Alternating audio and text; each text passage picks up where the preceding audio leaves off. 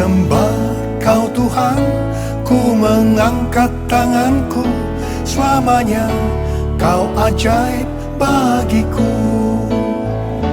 Ku sembah Kau Tuhan, ku mengangkat wajahku, selamanya Kau hebat bagiku. Haleluya, haleluya, haleluya,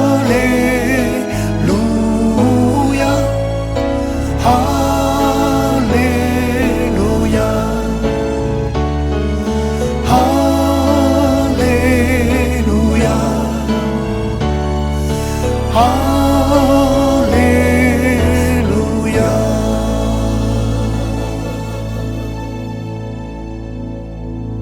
Tahun 2017 adalah tahun mujizat penuaian. Salah satu arti dari tahun mujizat penuaian adalah penuaian berkat melalui mujizat. Kalau kita membaca kisah Tuhan Yesus memberi makan 5.000 orang, ini sebetulnya berbicara penuaian berkat melalui mujizat bagi murid-muridnya. Kunci penuaian berkat melalui mujizat ini ketika Tuhan Yesus berkata, kamu harus memberi mereka makan. Artinya, kamu harus memberkati orang lain. Tetapi murid-muridnya berkata, ini tidak mungkin dilakukan. Karena yang ada pada kita hanya 5 roti dan 2 ekor ikan. Mana mungkin bisa memberi makan 5.000 orang? Tapi bagi Allah, tidak ada yang mustahil. Syaratnya, berikan 5 roti dan 2 ekor ikan itu kepada Tuhan Yesus. Dan yang memiliki 5 roti dan 2 ekor ikan itu adalah seorang anak. Dan dia memberikan seluruhnya waktu Tuhan Yesus meminta.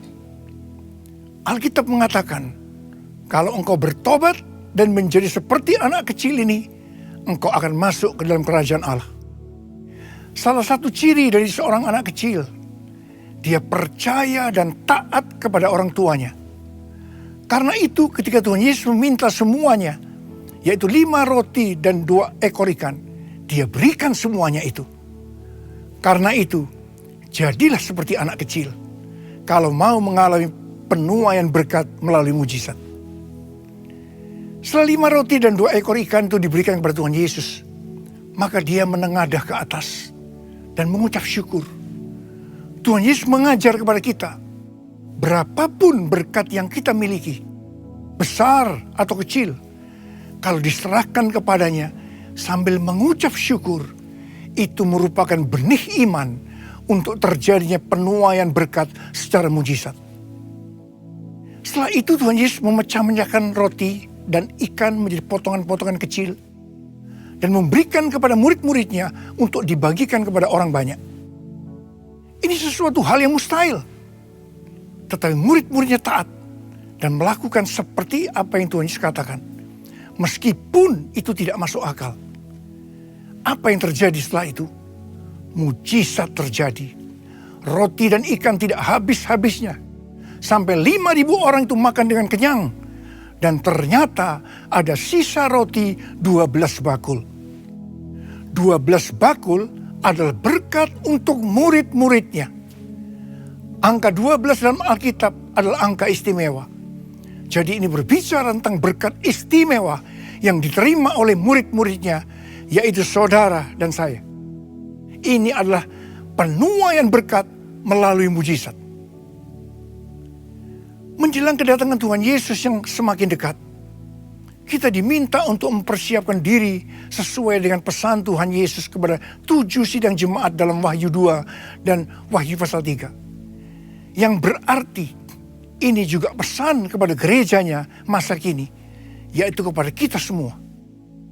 Kita diminta untuk menjadi pemenang. Sebab hanya pemenang yang masuk surga. Dalam pesan itu, Tuhan Yesus memberitahukan apa yang dia sukai dan apa yang tidak disukai. Kalau kita melakukan apa yang disukai, maka kita akan mendapat pahala. Tetapi jika melakukan apa yang tidak disukai, akan dihukum. Salah satu yang tidak disukai oleh Tuhan Yesus adalah seperti jemaat di Sardis yang mati rohani, dan jemaat di Laodikia yang suam-suam kuku.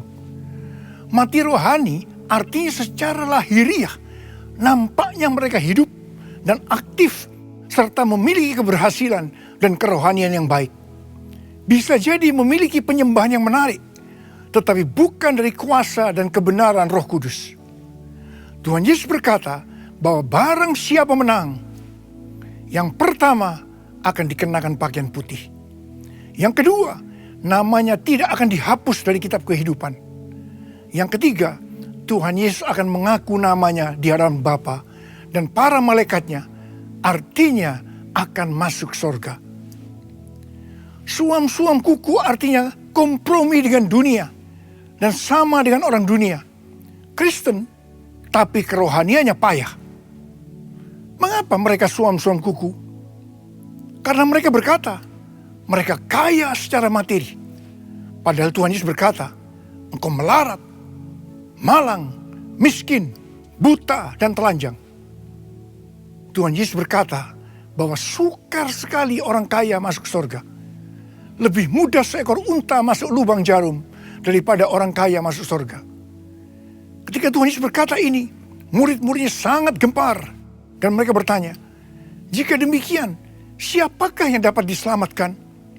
Yesus berkata, bagi manusia hal ini tidak mungkin. Tetapi bagi Allah segala sesuatu mungkin. Kepada jemaat di Laodikia yang kaya raya secara materi, Tuhan Yesus memberikan nasihat kepada mereka supaya tidak suam-suam kuku. Nasihat pertama, supaya mereka membeli dari Tuhan Yesus. Membeli artinya ada harga yang harus dibayar, yaitu kemauan. Yang pertama, membeli emas yang telah dimurnikan dari dalam api, supaya kaya juga secara rohani, artinya mau dimurnikan. Yang kedua, membeli pakaian putih supaya dipakai, artinya mau hidup kudus. Dan yang ketiga, membeli minyak untuk melumas mata, artinya mau diurapi supaya mata rohaninya terbuka untuk kebenaran. Dan nasihat yang kedua dari Tuhan Yesus adalah mereka diminta untuk merelakan diri untuk dihajar, ditegur, dan bertobat. Dan nasihat yang ketiga, mereka membuka hati untuk meresponi apa yang dikatakan Tuhan Yesus. Dan Tuhan Yesus berkata, barang siapa menang, ia akan didudukkan bersama-sama dengan Tuhan Yesus di atas tahtanya. Sebagaimana Tuhan Yesus telah menang dan duduk di atas tahta dari Bapa di sorga. Artinya masuk sorga. Saya berdoa supaya saudara semua menjadi pemenang. Dan kita akan bersama-sama dengan Tuhan Yesus selama-lamanya. Mari angkat tangan saudara, saya mau berdoa buat saudara. Bapa, terima kasih buat firman-Mu yang Kau sampaikan pada kami saat ini. Hamba berdoa buat anak-anak-Mu semua Tuhan. Tuhan berkati mereka berlimpah-limpah. Biar mereka mengalami penuaian berkat melalui mujizat. Dan mereka keluar sebagai pemenang. Dan kami semua akan masuk surga bersama-sama dengan Tuhan Yesus selama-lamanya. Dalam nama Yesus kami berdoa. Amin.